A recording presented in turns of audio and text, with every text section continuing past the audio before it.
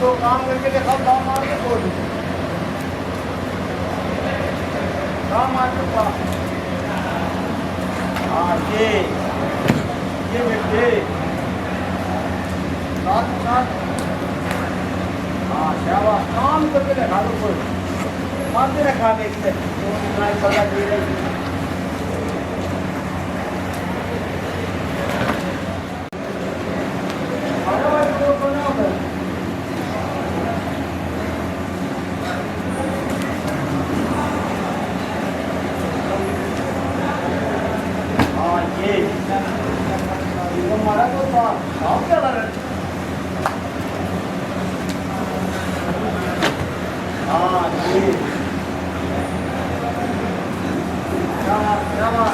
कोई भी मार देखा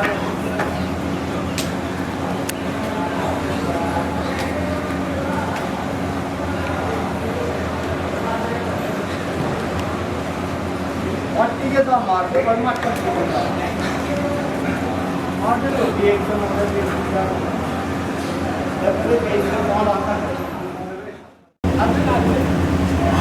सर आज गुरु पूर्णिमा है, आपके कितने शिष्य हैं, कब से आप अखाड़ा चला रहे हैं? अखाड़ा तो ये बहुत 89 से चल रहा है जी, लेकिन मैं यहाँ 2005 में आया था जी, और उसके बाद दोबारा से अखाड़ा शुरू हुआ जी। भगवान की दया से आज हमारे पास 70-80 बच्चे इंटरनेशनल, कोई टीम ऐसी नहीं होगी जो हमारे बच्चे नहीं जाते हैं। अभी 10 में से 6 बच्चे थे जूनियर वर्ल्ड चैम्पियनशिप में हमारे, और बहुत अच्छी परफॉर्मेंस है। आज भी एशिया चैम्पियनशिप से बच्चे मेडल लेके आ रहे हैं, कल उनका शुभ स्वागत भी। 2016 के ओलंपिक में हमारा संदीप तोमर है लड़का, वो 2016 में भाग लिया था, मेडल से चूक गया था। इस ओलंपिक में भी हमारा एक प्रबल दावेदार था, 27 साल के बाद उन्होंने मेडल दिया है, एशिया का गोल्ड मेडल ग्रीको रोमन में, सुनील कुमार। बड़ी अच्छी परफॉर्मेंस है और बड़ी उम्मीदें हैं उससे। अब भी एशिया में गोल्ड है उसका, भी अंडर 23 में 4-5 दिन पहले की बात है। तो बच्चे बहुत ज़्यादा, जैसे 800-900 बच्चे हमारे नौकरी भी लग गए। अभी आज ही 3 लड़के रेल में जवान निकलने जा रहे हैं, शाम को ही बैठे हैं वो। तो भगवान की दया से, मालिक की कृपा से बहुत ज़्यादा अच्छे बच्चे हैं, और इंडिया में मतलब यूँ मानते हैं हम मतलब बहुत अच्छी परफॉर्मेंस दे रहे हैं। शायद नौकरी के मामले में हम सबसे अच्छे भी हैं। अच्छा, हरियाणा में अखाड़ों की गिनती बहुत ज़्यादा होती है? बहुत ज़्यादा है, यहाँ रोहतक में 12-13 अखाड़े हैं। कितना एक कंपटीशन मान रहे हैं, गुरु पूर्णिमा को देखते हुए ऐसा क्या खास सीख देना चाहेंगे आप? देखो, गुरु के बगैर ज्ञान नहीं होता, और गुरु भी देखो ऐसा ना हो भाई, गुरु का तो बहुत ज़्यादा महत्व है।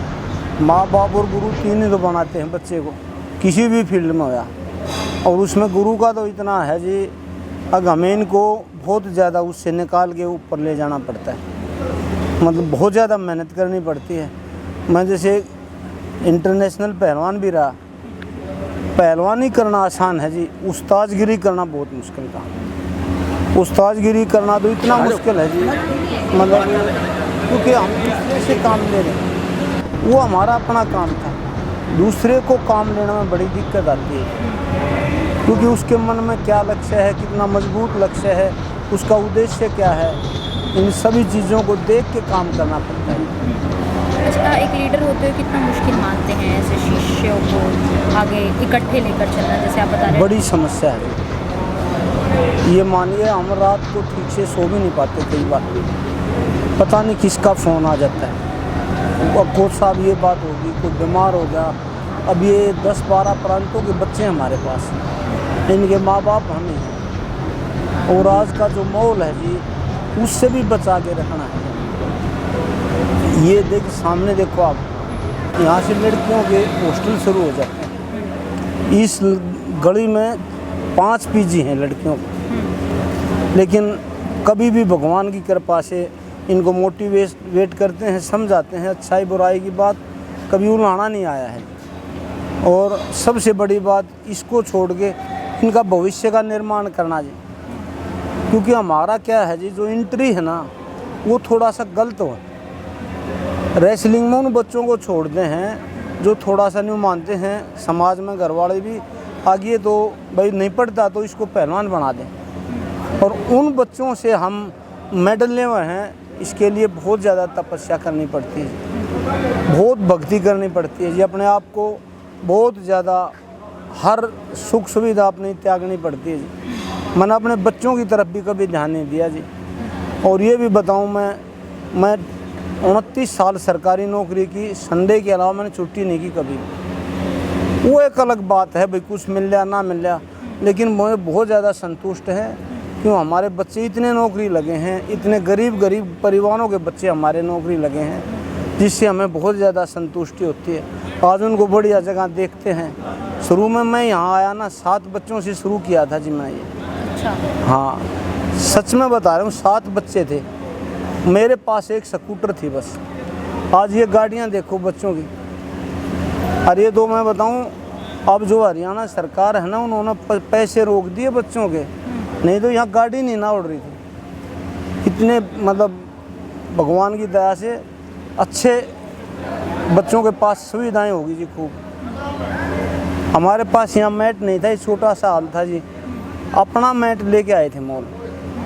35,000 रुपये मैंने दिए थे। मगर भाई चादर ले आओ एक मैट की और पहलवानी करवाते हैं।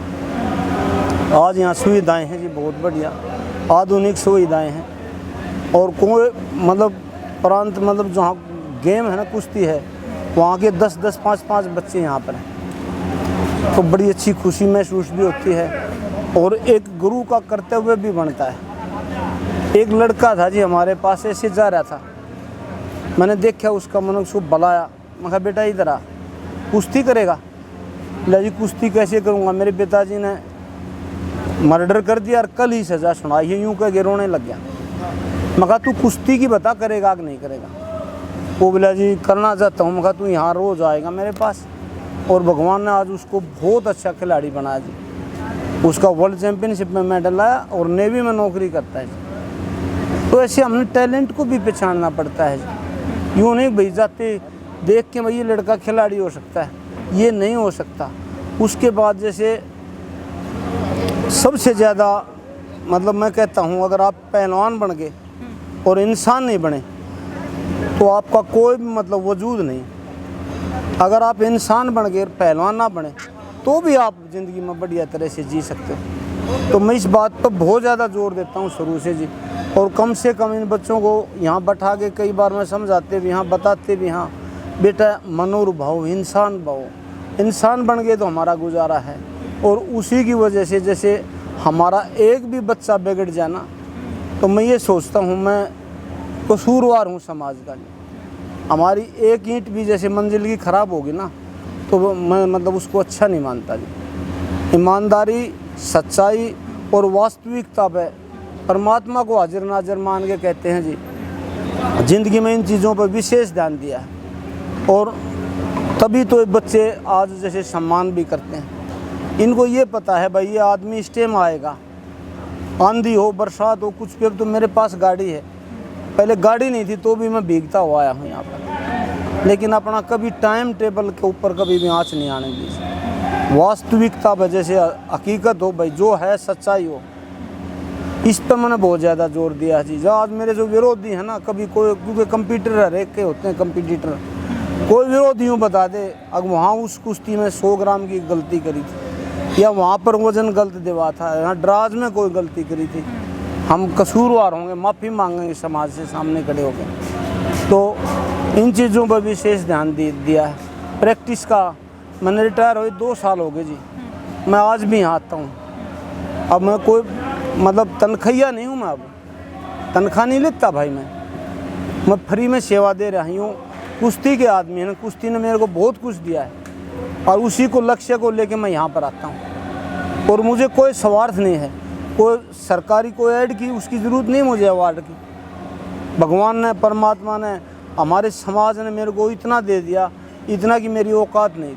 और कितने आपके यहाँ से खिलाड़ी अंतर्राष्ट्रीय स्तर पर जाएंगे? कोई ऐसी टीम नहीं होगी जी, हमारे 4-5 लड़के नहीं जाते हैं। बस थोड़ा ओलंपिक लेवल पर हम थोड़ा सा मार खा रहे हैं, हमारे बच्चे कम जा रहे हैं, ये दुख है। क्योंकि उस लेवल पर जाके कुछ भटक जाते हैं जी। जैसे सीनियर बच्चा होता है उसमें उसकी ज़्यादा ड्यूटी बनती है, तो उस टाइम पर जो है ना उसकी ड्यूटी ज़्यादा है हमारे से। क्योंकि अगर मैं अकेले एक बच्चे के साथ लगूंगा तो ये मेरे बच्चे हैं, जो मेरी टीम है वो टूट जाएगी। कई बार कहते हैं, जैसे नेशनल कैंप में बच्चे गए हमारे, वहाँ जाके उतनी मेहनत नहीं कर पाते जितनी यहाँ हम इनको डरा के धमका के करवाते हैं। और लग रहे हैं जी, इतने परमात्मा हाथ पैर चलाएगा, इतना ये सोचते हैं कि भाई हम काम करें, बहुत ज़्यादा काम करें कुश्ती के लिए। अच्छा, गुरु शिष्य की बात की जाए तो ऐसा कभी नोकझोंक हुई है गुरु शिष्यों में? जैसे मेंटेन करना देखो, बच्चे बड़ा मुश्किल हो जाता है। हाँ, नहीं, कोई नोकझोंक कोई हुई? ज़िंदगी में मैं बताऊँ, मेरा ये कुश्ती का समझ लो उस्तादगिरी का तो 40 साल का तजर्बा है जी। उस्तादगिरी जब से मैंने कोच का काम किया है जी, समझ लो 32-33 साल तो कोचिंग में हो लिए, सरकारी नौकरी में। मेरे सामने किसी भगवान की दया से कोई विरोधी भी नहीं आंकड़ा है। गलत बात किसी विरोधी ने भी नहीं की है। मेरे स्टूडेंटों की तो आप बात छोड़िए, क्योंकि हम बच्चों की तरह रहे यहाँ रखे हैं। ये मैंने जैसे अपने एक बाप रखता है ना बच्चों को, ऐसे रखे हैं और चाहता भी यूँ है।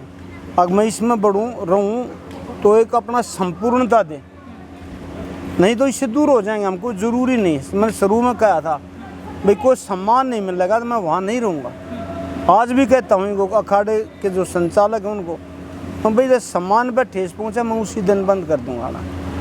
क्योंकि मान सम्मान के लिए काम कर रहे हैं, ना कि पैसा के लिए या और किसी के लिए। और सम्मान भी ऐसा नहीं, अगर मुझे मतलब कोई बेच के या कुछ अपना ज़मीर मार के सम्मान की भी मैं उम्मीद नहीं करता। अब ये काम कर रहे हैं, यूँ थोड़ी कर रहे हैं भाई मुझे कोई अवार्ड मिल रहा या कोई बहुत बड़ी बात हो। नहीं, हमारे बच्चे अब जैसे कल ही जाएंगे 3 लड़के, नौकरी लग गए रेल में जी। 3 परिवारों को तो सुधारने में हमारी भूमिका रही जी। इससे पहले जो रोहतक में एक लड़का था, उसको मजदूर था उसका बाप, हाथ ऐसे देखे मुझे एकदम महसूस हुआ। मैं कहा भाई बेटा इसके ज़रूर मजदूरी छुटवा दे। तो ऐसे ऐसे गरीब परिवारों से हमारे पास बच्चे आते हैं जिनको बेचारों के पास नान खाने भी पैसे नहीं, और उनको हम सुधार के समाज को देते हैं। अच्छा, कोई ऐसे अंतर्राष्ट्रीय स्तर पर कोई नाम हो ऐसे खिलाड़ियों के जो आपके अखाड़ों से गए हों? भाई नाम संदीप तोमर होया, बहुत ओलंपियन होया। एक हमारा सतेंद्र पहलवान था, एक मनदीप था डोलू, भारत केसरी हुए कई बार। अनूप था, भारत केसरी होया। भारत कुमार एक लड़का घणे में बना कई बार। मुकेश था, और थे 4-5 लड़के। प्रदीप था भाई, ये बहुत, जैसे प्रीतम था बिगा, वर्ल्ड चैम्पियनशिप में मेडल था उसका। एक मेहर सिंह है लड़का, उसका भी वर्ल्ड चैम्पियनशिप में मेडल है, एशिया में मेडल है। तो ऐसे बहुत से। अब डबरपुरिया है ये जो अब हाल में मैं सुनील की कह रहा हूँ, वो भी बहुत तगड़ा आज देश का स्टार पहलवान है। नेशनल में भी कुश्ती नहीं होती उसकी, खड़ा फर्स्ट आता है। अभी एक लड़का जयदीप हो गया, उसका एशिया में अब सिल्वर मेडल आया है। अभी आज ही का चल रहे हो, रात को आएंगे। तो ऐसे कई बच्चे हैं, अब भी बहुत हैं। कोई मतलब इसमें आज भी हमारे पास यहाँ हमारे कम्प्लेक्स में कम से कम भी 50-52 लड़के इंटरनेशनल हैं। और हर एक प्रांत के हैं, यूँ नहीं भाई हरियाणा के हों एक लगे। यूपी का था तोमर, यहीं बेचारा बोला जो ओलंपियन बनना चाहता हूँ। मैं कहा बेटा ये काम करते ओलंपियन हो जाएगा। आज कौन से कहाँ के बच्चे हैं? जैसे मध्य प्रदेश, पंजाब का लड़का रेल में लगा है, नरेंद्र चीमा भाई। हिमाचल गुजरात, महाराष्ट्र, यूपी, उत्तराखंड, ये तो हैं दोनों। ये उत्तराखंड यूपी तो एक ही मान लो। दिल्ली भाई, एक दो लड़का जो कर्नाटक और अंदर का भाग है ना, जो क्या था वो अंदर प्रदेश से टूट के अलग बना, तेलंगाना के भी 2 लड़के हैं। तो ऐसी क्या वजह है जो इतनी दूर से बच्चे आते हैं? कितने घंटे प्रैक्टिस करवाते हैं सुबह से? सुबह हम 5 बजे खड़े हो जाते हैं। मुझे सुबह 4 बजे 4:30 बजे हम आते हैं। 4 बजे उठता हूँ मैं, 4:30 यहाँ पहुँचते हैं। और उसके बाद 9:30 बजे तक खड़ा ही रहना पड़ता है भाई। और शाम को थोड़ा सा हल्का ले रहे हैं क्योंकि गर्मी बहुत ज़्यादा थी। शाम को अगर गर्मी नहीं होती है तो हम 3 बजे शुरू करते हैं सर्दियों में, या जब बरसात अब शुरू हो जाएगी, उमस सी मिट जाएगी, तो ये भी 7:30 बजे तक चलता है। मतलब यूँ मान लो आप 4 बैच हैं हमारे, 3 मैट हैं। सारी प्रैक्टिस यही होती है या कहीं बाहर भी लेकर जाते हैं? नहीं, सुबह बाहर भी ले जाते हैं दौड़ाने के लिए। कुछ बच्चों को फ्री स्टाइल वालों को गरीकों के जोर करवाने शुरू कर देते हैं, उनको दौड़ाने लगते हैं। बुधवार को हम ले जाते हैं इनको सभी को, पैडी करवाते हैं यूनिवर्सिटी में। और शनिवार को हमारा क्रॉस कंट्री होती है, 15 किलोमीटर दौड़ना पड़ता है इनको। हम सारे चारों साथ जाते हैं साइकिल पर। तो ये सारा सिस्टम है कि इसमें लग रहे हैं और हासिल भी हुआ है, ये बात नहीं। और बहुत ज़्यादा बच्चे, मतलब मैं गर्व से कह सकता हूँ, सभी अखाड़ों वालों को भी पता है, पहलवानों को भी पता है, सभी मतलब इंडिया के पहलवानों को पता है कि सबसे ज़्यादा नौकरी आज हमारे अखाड़े से लग रही है। क्योंकि हमारा इसमें जो गुरु का रोल होता है ना जी, उसमें बहुत सच्चाई, वास्तविकता, हकीकत, ज़मीन से जुड़ना पड़ता है। अपने सारे अरमान मारने पड़ते हैं जी, तब जाके एक सच्चा उस्ताद, सच्चा गुरु कहलाता है। अब ये बच्चे इतने सियाने हैं जी, ये कंप्यूटर माइंड हो रहे हैं, ये बात नहीं। मैं गलत करूँगा तो तभी पकड़ लेंगे, ये कदे आप यूँ मानते हो? अब भाई मैं गलत करूँगा और इनको शिक्षा दूंगा तो मानेंगे कैसे?